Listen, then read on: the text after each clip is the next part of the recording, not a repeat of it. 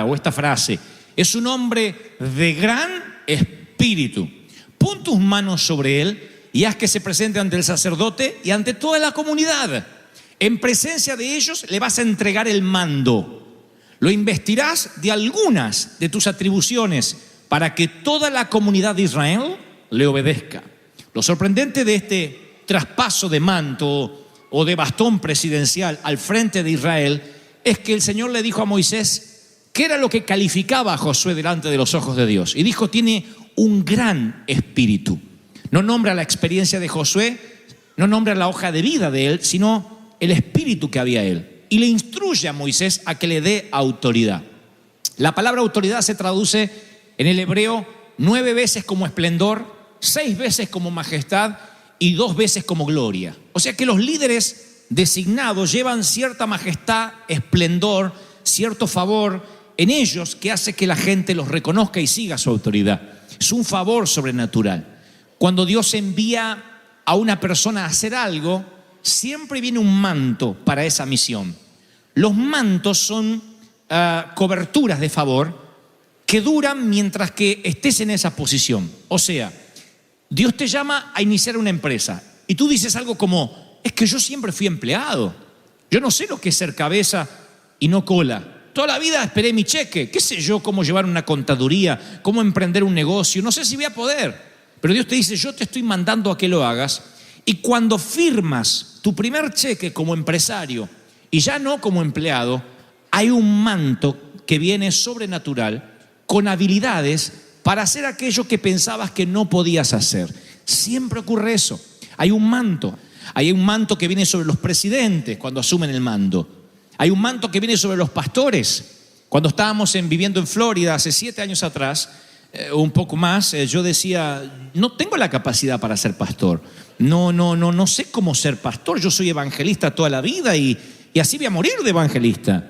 Sé cómo funciona el evangelismo, sé hacer una cruzada, pero no sé cómo voy a hacer para ser pastor. Yo dije: no tengo la capacidad. Y no es falsa modestia, de verdad me sentía incapaz. Pero de pronto vino un manto sobrenatural al momento que el primer domingo me paré a predicar. Y ese manto me dio una carga por las almas diferente a cuando uno es evangelista. Porque cuando uno es evangelista dice cosas como: todo el mundo se va a sanar hoy, todo el mundo va a ser sano, y el que no es porque le falta la fe. Y después me iba por la puerta del costado y el que no se sanaba se lo quedaba el pastor. Yo no me enteraba. Algunos se sanaban, a veces una gran mayoría, pero alguien frustrado con silla de ruedas se regresaba a su casa y yo no lo volví a ver. Cuando uno es pastor, tiene que aprender que hay una soberanía por encima de lo que nosotros decimos, que Dios hace lo que quiere, cuando quiere y porque quiere. Y entonces he aprendido que aquí tenemos un sitio para handicap, para gente con capacidades especiales, que a veces Dios sana, y eso no tiene que ver con la falta de fe. A veces Dios no sana y no tiene que ver con que hizo algo malo, tiene que ver con la vida propia. Así que me ha tocado orar por milagros y celebrarlos, y me ha tocado oficiar funerales. Me ha tocado consolar a una mami que vio partir a su hijo de 18 o 20 años. Me ha tocado consolar a personas grandes que vieron partir a sus papis. Y eso lo he vivido como pastor. Yo pensé que no tenía esa capacidad. Pero cuando Dios nos dice que nos trae a este sitio, viene un manto sobre nosotros que creo que ese manto es una cobertura para hacer la tarea. Cuando me toque partir, ese manto supongo que se irá de mí. Yo seguiré siendo evangelista si así Dios lo permite. A lo mejor ese manto queda conmigo por siempre si Él me quiere como pastor por siempre. Pero es algo sobrenatural que viene sobre nosotros que está con la misión. Es diferente a los dones y al llamado. Cuando Josué está peleando en el valle de Amalek, es Moisés el que levanta las manos allí arriba y él tiene la victoria junto con el pueblo. Pero cuando Moisés bajaba los brazos, el enemigo prevalecía contra Israel, porque Josué dependía del manto de Moisés, no tenía todavía su propio manto. Hay un momento donde nosotros dependemos del manto del ungido.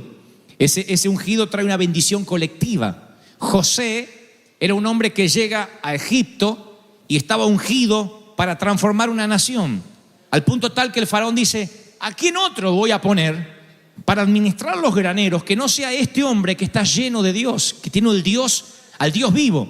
Y esa bendición que reposa sobre José colectivamente viene sobre toda la nación, sobre el mundo conocido de la época. Entonces los israelitas viven un tiempo de prosperidad y aún los egipcios, no porque ellos lo merecían, sino porque José lo merecía. Entonces cuando uno está bajo el manto de un líder, hereda también sus bendiciones, hereda su unción. Cuando uno está bajo ese manto, dice: yo voy a heredar. Cuando la iglesia vive un avivamiento, todas tus cosas empiezan a ir bien. Cuando la iglesia vive una prosperidad, todas tus cosas personales viven prosperidad. Tienes que atrapar la bendición. Así como Dios hoy nos lleva a casa, dile: Señor, yo quiero esta unción para dejar de rentar.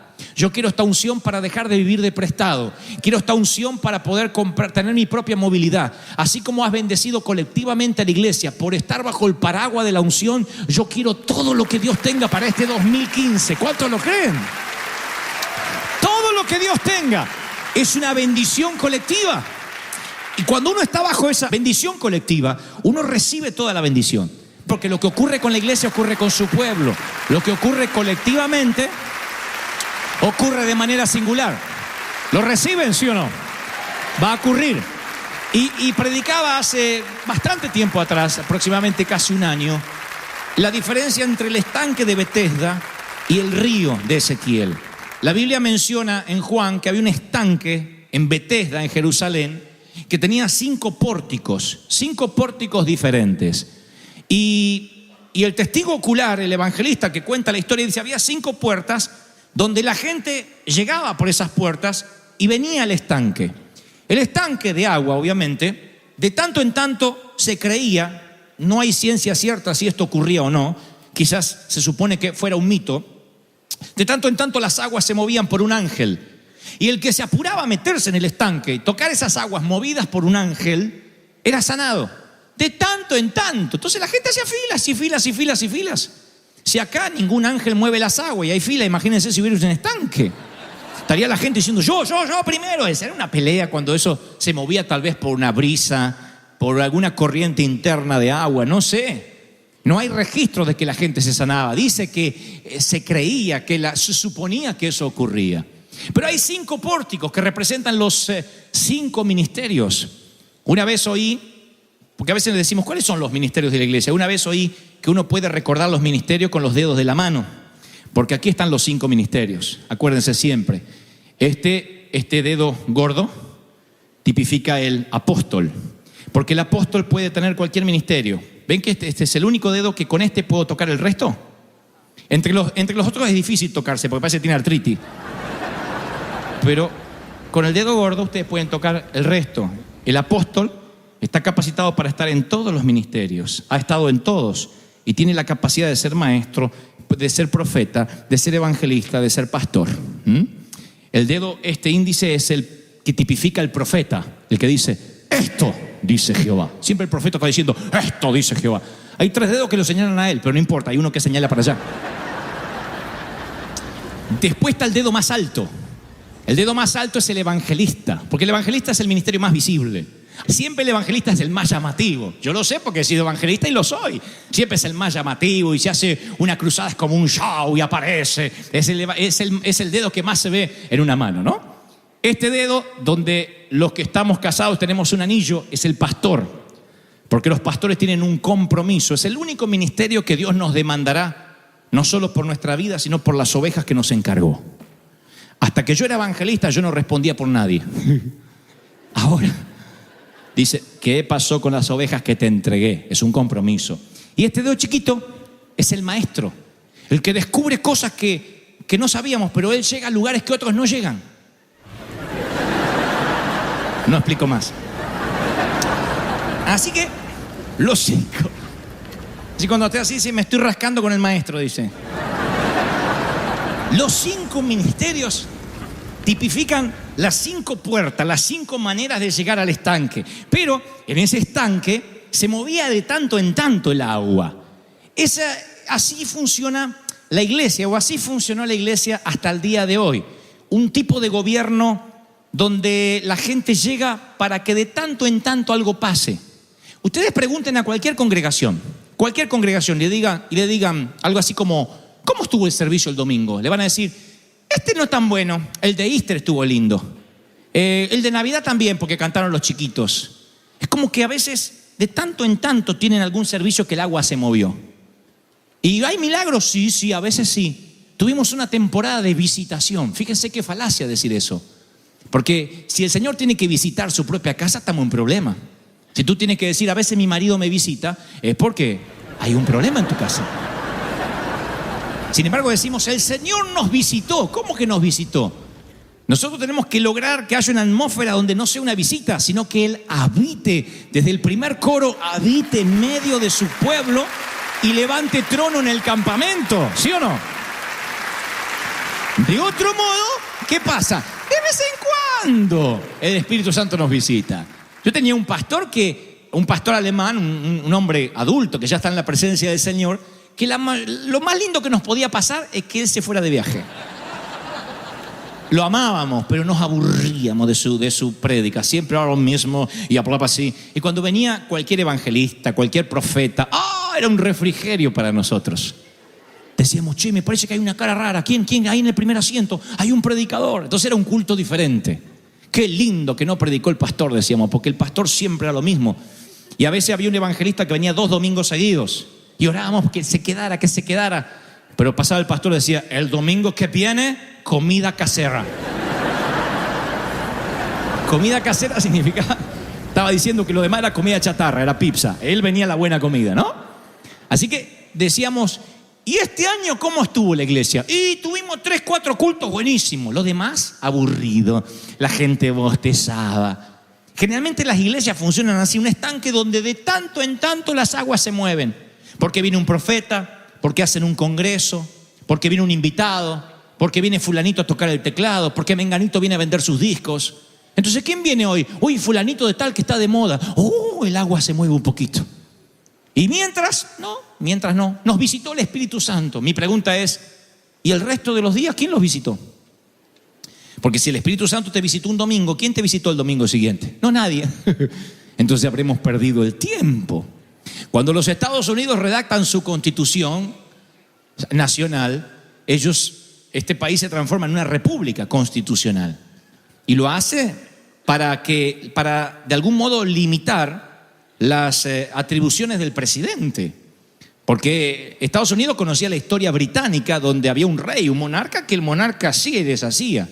Y los norteamericanos dijeron, si vamos a tener una constitución, una república, que sea un presidente que no tenga todo el poder concentrado en su firma, sino que haya un Senado, que cuando él quiera promover una ley tenga que someterla al Senado. De allí es que los presidentes tratan de que la mayoría del Senado sean de su partido político. Si hay mucha oposición, no puede casi hacer nada porque el presidente está muy limitado.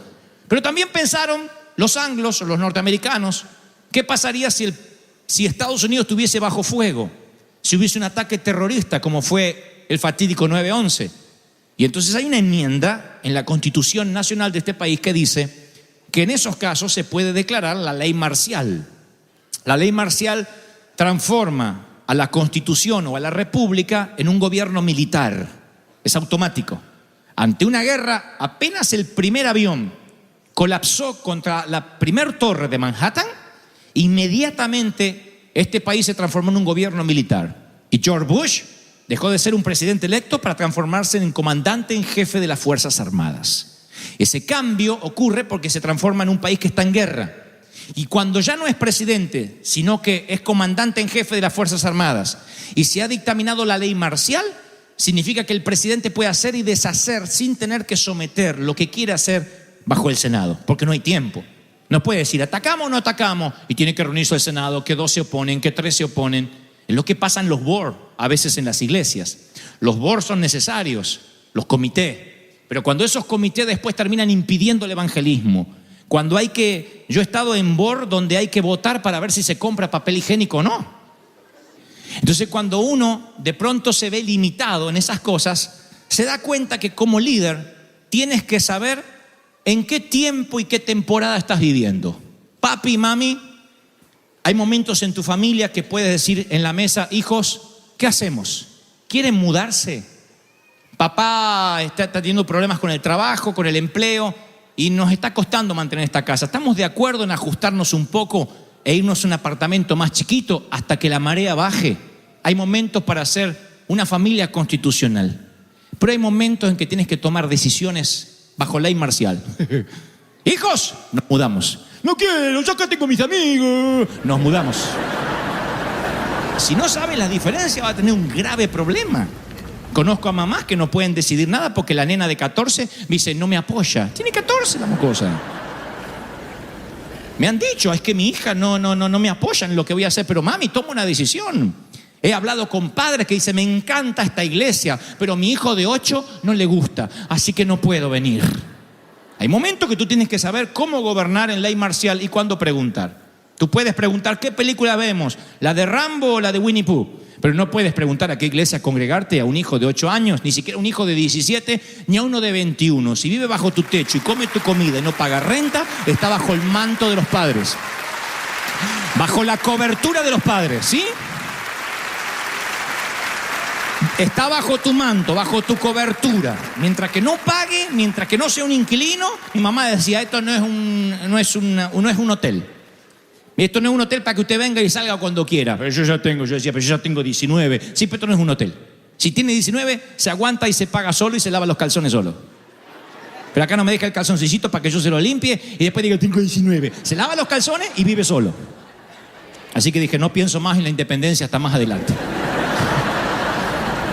Porque está bajo la cobertura de los bebés, de los viejos. Entonces, cuando estamos bajo cobertura, uno tiene que saber que hay momentos que hay ley marcial. Y hay momentos que yo consulto a los pastores, ¿qué hacemos? ¿A dónde vamos? ¿Cómo vamos a hacer esto? Y hay momentos que decimos, esto es lo que hay que hacer. No hay duda, porque tenemos un rema, una palabra profética de Dios. Y llegó el momento en que Dios nos dice, ya no son un estanque, van a ser un río. Ezequiel tiene una visión y dice, yo vi un río que salía del altar y que a medida que se alejaba del altar ese río, se hacía cada vez más profundo. No solo más profundo, sino que a donde iba ese río saneaba, crecían árboles alrededor, el ganado podía beber, y ese río iba y salía y se hacía profundo, y había un ángel que medía la profundidad del río, y al principio eran los tobillos, luego la rodilla, luego la cintura y después los lomos. Y después ya perdí pie y tuve que nadar, dice en la visión Ezequiel. Un río es diferente al estanque. El estanque dice, vengan acá ovejas, porque el pastor lo siguen las ovejas. Y la estructura gubernamental del pastorado es como el estanque de Betesda. La gente se encuentra ahí para un encuentro sobrenatural. ¿Quieres ser salvo? Ven a la iglesia. ¿Quieres ser sano? Ven a la iglesia. ¿Quieres cambiar de vida? Ven a la iglesia. Ahora, una iglesia de Río es una iglesia que llega y la gente dice, estos que trastornan las ciudades acaban de llegar también acá. Y cambian la sociedad, cambian los colegios, sacan la prostitución, sacan las drogas, las maras, las pandillas. Es un río. ¿Me siguen, sí o no? Es un río. Y dice que hay muchos peces y todos los que nadan en él reciben sanidad. Hay fruto todo el tiempo, no por temporada. No hay visitaciones del Espíritu, hay un Espíritu habitando. Por eso el Señor quiere que tengamos 24 horas abierto la arena. 365 días al año, 7 días a la semana. Porque alguien necesita a Cristo a las 3 de la mañana y va a haber un pastor ahí de turno para atenderlo. Alguien se siente solo a las 5 de la mañana y va a haber un monte de oración. Porque somos un río. Aceptamos el desafío de no ser una iglesia que congrega, sino una iglesia que envía, una iglesia apostólica. Hoy en día creemos que apóstol es un título que algunos ostentan. Yo soy apóstol. Yo no soy apóstol, apenas soy pastor por un error de papeleo en los cielos. Así que yo no es que estoy buscando que me digan apóstol. Lo que estoy tratando de decir es que River Church es una iglesia apostólica. ¿Por qué? Porque apóstol era un término político romano. No nace de la iglesia la palabra apóstol. Los romanos conquistaban, invadían, como los griegos, como otros tantos países invasores. Ellos invadían un país y cuando lo invadían plantaban la bandera, nacionalizaban su moneda, inmediatamente después enviaban un cónsul. Ese cónsul se instalaba en una embajada y desde esa embajada el procónsul trataba de culturizar a fuerza de educación, a fuerza de fuego, sangre y espada, pero culturizaba el país que estaban conquistando.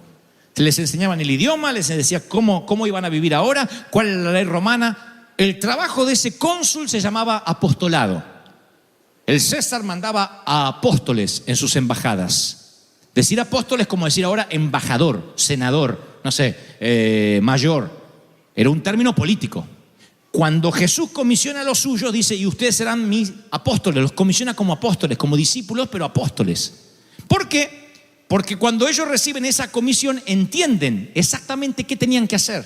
No los nombró sacerdotes, no los nombró levitas, no les dijo, ustedes serán pastores, les dijo, serán apóstoles. Y ellos entendieron, wow, tenemos la misma tarea que los romanos. Nada más que a donde pisemos, vamos a llevar la cultura del reino. Donde nos paremos, vamos a traer la cultura espiritual. Entonces salieron como Rambo, con el cuchillo entre los dientes. Y a donde iban, se paraban y decían, yo vengo a conquistar, a traer la cultura del reino. Esa es la misión que Dios le ha dado y le está dando a River Church.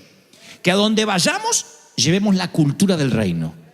Ya hace un año Dios dijo, dejen de ser un día de favor, dejen de depender del maná diario. Ya no son Favor Day, ahora son río, un river, algo que inunda la ciudad, algo que sale y se hace cada vez más profundo. ¿Lo creen, sí o no? ¡Aleluya! Somos un río, ¿sí o no?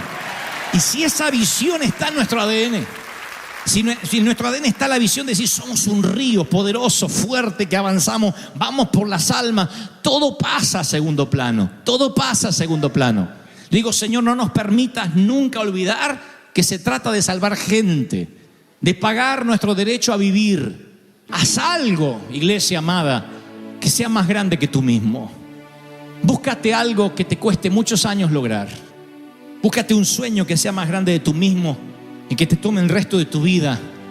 Y cada mañana que te levantes, dile, Señor, ayúdame a alcanzarlo.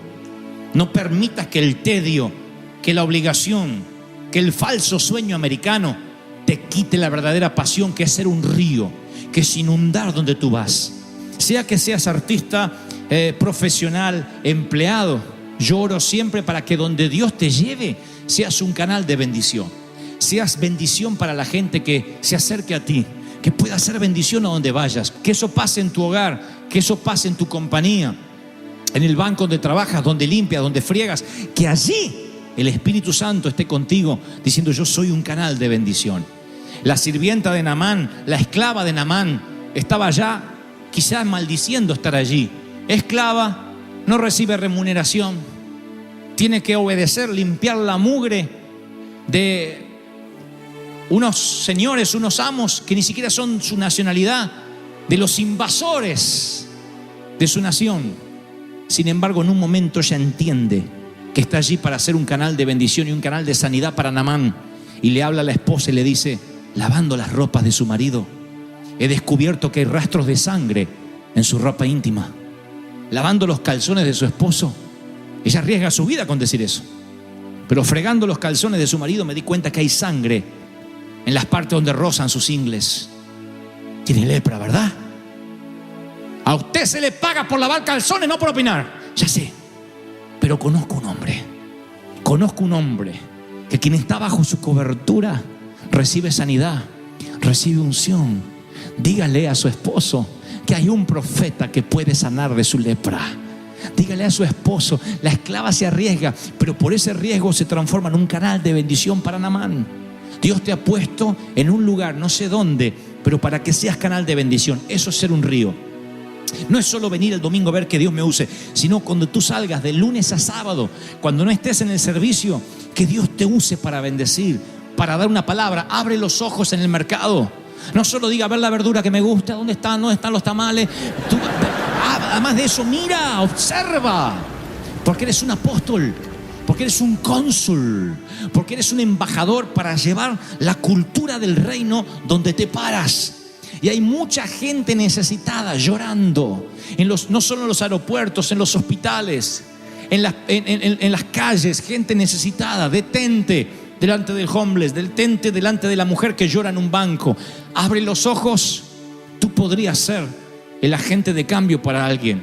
La última estación antes que alguien se pegue un tiro y se suicide. Algún día Dios nos dirá de aquellas oportunidades que dejamos pasar, aquellas veces que callamos y no hablamos, aquellas veces que por vergüenza dijimos que predique el pastor. No, somos una iglesia apostólica, somos un río. Y cuando entendemos esa responsabilidad, se cumple lo que dijo Isaías: he aquí, reconstruirán las ruinas antiguas, restaurarán los escombros de antaño, repararán las ciudades cuyos concejales dice que están como ciudad fantasma. Levantarán los escombros de aquellas ciudades que fueron olvidadas y cuyos gobernantes dicen: todos los que decían tener a Dios no fallaron. Pero aquí tú llegarás y levantarás los escombros de generaciones y serás un río. Y cuando llegues a ese lugar vas a sanar el ganado, los árboles que crecen a la ribera. Será un movimiento tan grande que nadie hablará de la iglesia de Dante Gebel. Nadie hablará ni siquiera de River Church. Dirá: ha llegado un grupo de gente diferente. Están en todos sitios, en las aldeas, en los pueblos, en los shopping, en los malls, en las calles. No sé de dónde son, pero reconozco que tienen al Dios